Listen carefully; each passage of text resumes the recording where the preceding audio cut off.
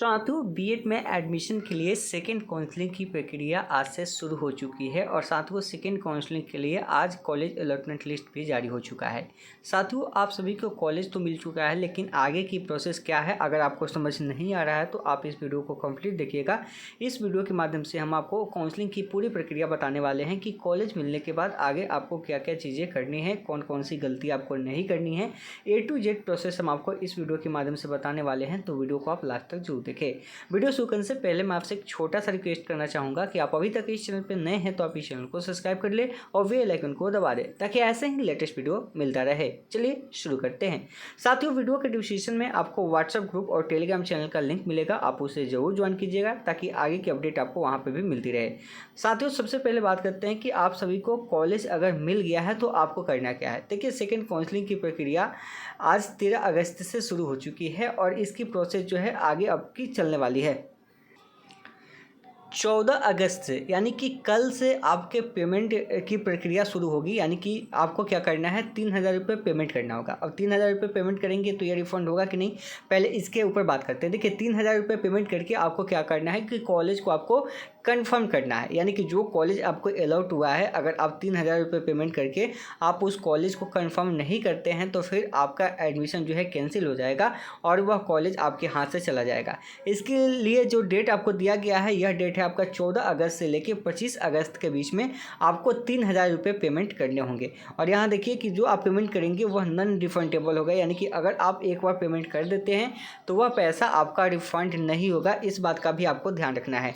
इसके अलावा जब आप पेमेंट कर देंगे तब आपका पेपर वेरिफिकेशन होगा, यानी कि डॉक्यूमेंट वेरिफिकेशन की प्रक्रिया होगी। यह आपके कॉलेज में होगा, जहां भी आपको कॉलेज अलॉटमेंट हुआ है, जो भी कॉलेज अलॉटमेंट हुआ है वहां पे जब आप पेमेंट कर देंगे 3,000 रुपये और उसका रिसीविंग रख लेंगे अपने पास, और उसके बाद डॉक्यूमेंट वेरिफिकेशन की जो प्रक्रिया आपकी होगी वह होगी 14 अगस्त से लेकर 27 अगस्त तक।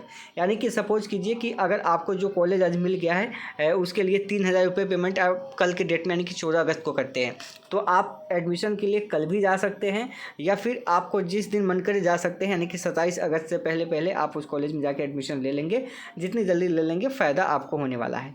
अब बातें आती है कि 3,000 रुपये पेमेंट करना है तो ध्यान से पेमेंट करना होगा, क्योंकि फर्स्ट काउंसलिंग में बहुत सारे छात्रों ने गलतियाँ क्या किया है कि जल्दबाजी में पेमेंट कर दिया, कॉलेज कन्फर्म कर दिया।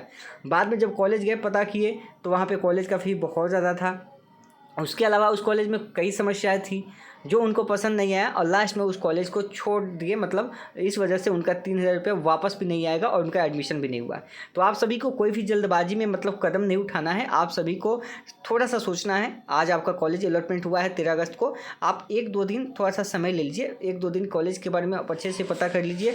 हो सके पॉसिबल है तो आप उस कॉलेज में चले जाइए और वहाँ पर फ़ी वगैरह के बारे में बात कर लीजिए कि फ़ी कैसे देना होता है, इसके अलावा एक्स्ट्रा क्या होता है, या फिर आप अदर तरीके से पता कर सकते हैं। उसमें अनजान बन के भी पता कर सकते हैं, स्टूडेंट से पता करवा सकते हैं कि वह कॉलेज मतलब जो आपको अलॉट हुआ है वह कैसा कॉलेज है, उसका फ़ी स्ट्रक्चर क्या है, ये सब करवा लीजिए। अगर आपको कॉलेज पसंद है, यानी कि आप पहले से कंफर्म है कि हमारा कॉलेज जो मिला हुआ 100% सही है, तो फिर आप कल से भी पेमेंट कर लीजिए, अपना जाकर एडमिशन करा लीजिए। लेकिन जिनको डाउट है आप क्या कीजिए, 1-2 बार कॉलेज के बारे में पता कर लीजिए, कहीं से भी अगर आपको पता चलता है, अगर वह कॉलेज आपके पसंद लायक है आप उसमें एडमिशन ले सकते हैं, तभी 3,000 रुपये पेमेंट कीजिएगा। नहीं तो जल्दबाजी में 3,000 कर दीजिएगा तो बाद में वापस नहीं मिलेगा।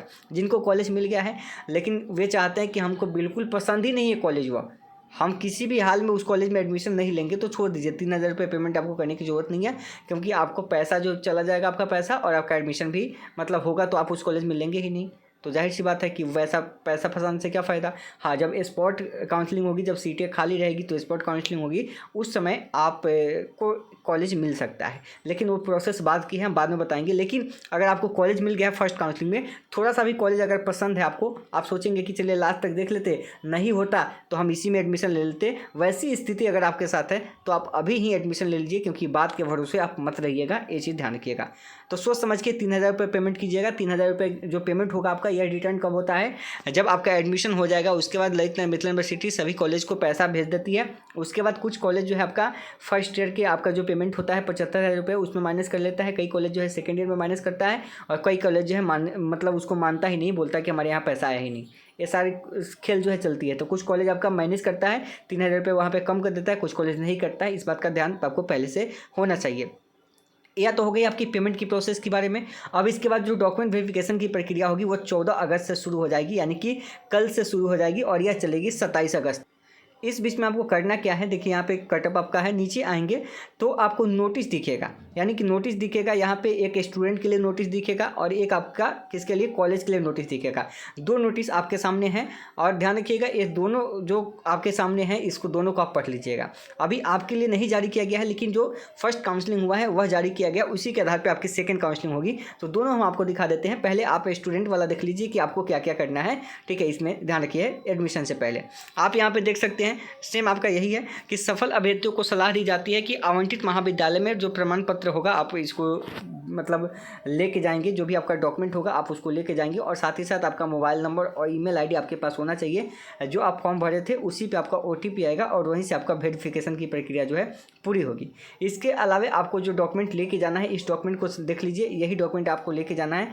आपका जो अलॉटमेंट लेटर है उसमें भी दिया होगा। देखिए हम बता देते हैं, एडमिट कार्ड जब आप फॉर्म फिलअप किए होंगे तो आपको एडमिट कार्ड मिला होगा एग्ज़ाम के लिए, वह लेके जाना है।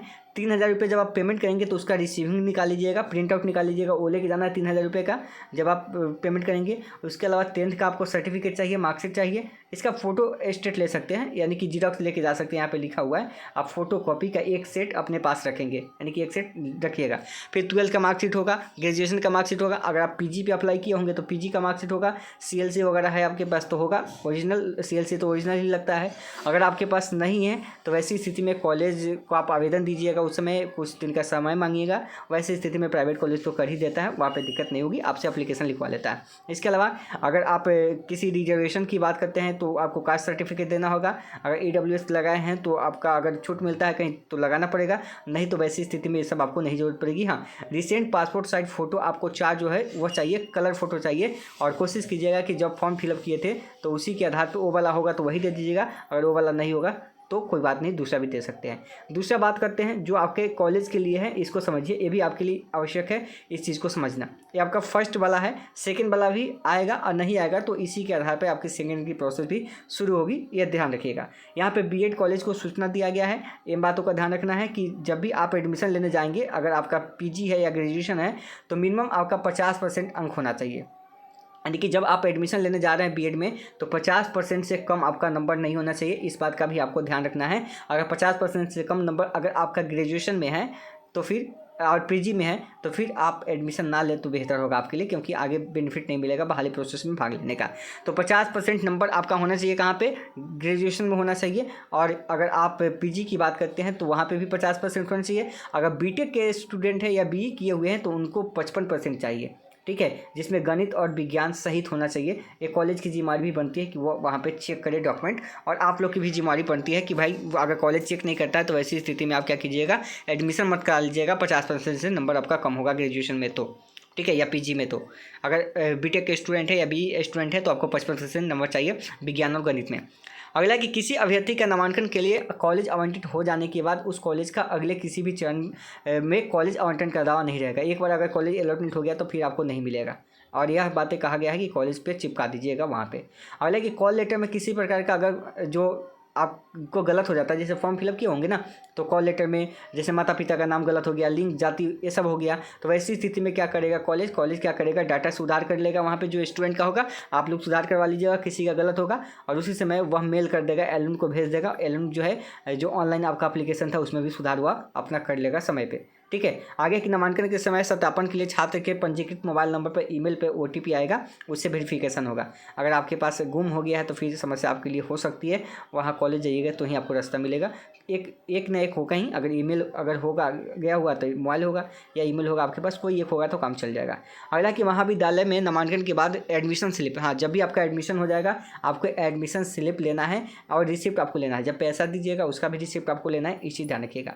आगे देखिए, कॉलेज के लिए निर्देश दिया गया है कि निम्नलिखित के लिए अभ्यर्थी के पास 4 डॉक्यूमेंट होना आवश्यक है। यानी कि अगर नामांकन के लिए मान लीजिए बहुत ज़्यादा डॉक्यूमेंट नहीं है, जितनी डॉक्यूमेंट डिमांड की गई है अगर उतना नहीं है, केवल 4 डॉक्यूमेंट है तो भी कॉलेज यहाँ पे एडमिशन ले सकता है। कौन कौन? ऑनलाइन पार्ट फी पेमेंट, यानी कि 3000 रुपये जो पेमेंट किया है उसका रिसीविंग, कॉलेज अलॉटमेंट लेटर यानी कि जो आपको कॉलेज मिला है, जो मार्क्स के अकॉर्डिंग आज प्राप्त हुआ है, उसका PDF निकाल लीजिएगा या उसका प्रिंट आउट निकाल लीजिएगा, ठीक है। 2, तीसरा हो गया ग्रेजुएशन या पोस्ट ग्रेजुएशन, अगर ग्रेजुएशन आप लगाए होंगे फॉर्म भरते समय तो ग्रेजुएशन का आपको मार्कशीट देना है, और CL से आपके पास है तो ये 4 डॉक्यूमेंट भी है आपका, तो काम चल जाएगा। ऐसी स्थिति में या विद्यालय को यानी कि कॉलेज को निर्देश दिया गया है कि अगर आपके पास अगर बच्चे के पास 4 ही डॉक्यूमेंट है तो आप कर सकते हैं, लेकिन बच्चों के लिए वहाँ पे जो डॉक्यूमेंट बताया गया उतना तो डॉक्यूमेंट आपको देना होगा। वैसी स्थिति में नहीं है तो ये 4 दे सकते हैं, लेकिन बाकी आप लोग को जो डॉक्यूमेंट बताया गया है वही डॉक्यूमेंट आपको लेके जाना है, आप चेक कर सकते हैं। जब आप अपना अलॉटमेंट लेटर डाउनलोड करेंगे कुछ इस तरीके से आपका दिखेगा अलॉटमेंट लेटर। यहाँ पे आपका डेट भी मेंशन किया हुआ है कि आप 14 अगस्त से लेकर 27 अगस्त तक जा सकते हैं। आपके लिए भी आवश्यक निर्देश यहाँ पे सारी चीज़ दी गई है कि आपको कौन कौन सा डॉक्यूमेंट यहाँ पे लेके जाना है, ये सारी चीज़ें आपका यहाँ पे मेंशन किया हुआ है। तो आप यहाँ से अपना डॉक्यूमेंट देख लीजिएगा, और यहाँ पे कुछ चीज़ें आपके मतलब सलाह के लिए दी गई है।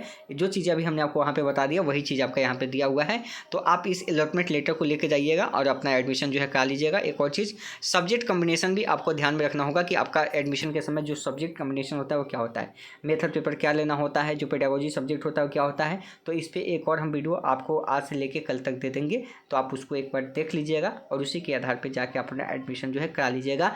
जिनको 100% कन्फर्म है कि भाई हम इसी कॉलेज में एडमिशन लेंगे, जिनको डाउट है तो थोड़ा इंतज़ार कर सकते हैं, अभी समय है, एडमिशन प्रोसेस इतनी जल्दी ख़त्म नहीं हो रही है।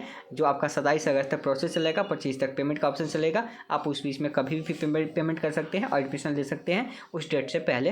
तो ज़्यादा जल्दबाजी करने की ज़रूरत नहीं है, 1-2 दिन समय ले सकते हैं जिनको कन्फ्यूजन क्रिएट हो रहा है, ठीक है। बाकी जो कन्फर्म है कि हमें जो कॉलेज मिल गया हमको उसमें एडमिशन लेना है, तो आप कल जाके करा लीजिए या नेक्स्ट डे जाके करा लीजिए, जितना जल्दी करा लीजिएगा ठीक है। क्योंकि आपको एडमिशन अगर कराना है तो विलम्ब नहीं करना है, इंतज़ार नहीं करना है। कराना है तो मतलब कराना है, करा लीजिए। अगर नहीं कराना है मतलब कुछ सोचना है तब आप उसमें विलम्ब कर सकते हैं। तो उम्मीद करते हैं कि सारी प्रोसेस आप जो है यहाँ पे समझ के होंगे कि आपकी एडमिशन प्रोसेस अब कैसे होने वाली है, क्या करना होगा आपको, ठीक है, और कैसे एडमिशन होगा, ये सभी प्रक्रिया आप समझ के होंगे। तो उम्मीद करते हैं वीडियो पसंद आई हो तो लाइक कीजिएगा, चैनल को पहली बार देख रहे हैं तो सब्सक्राइब कीजिएगा। मिलते हैं नेक्स्ट वीडियो में।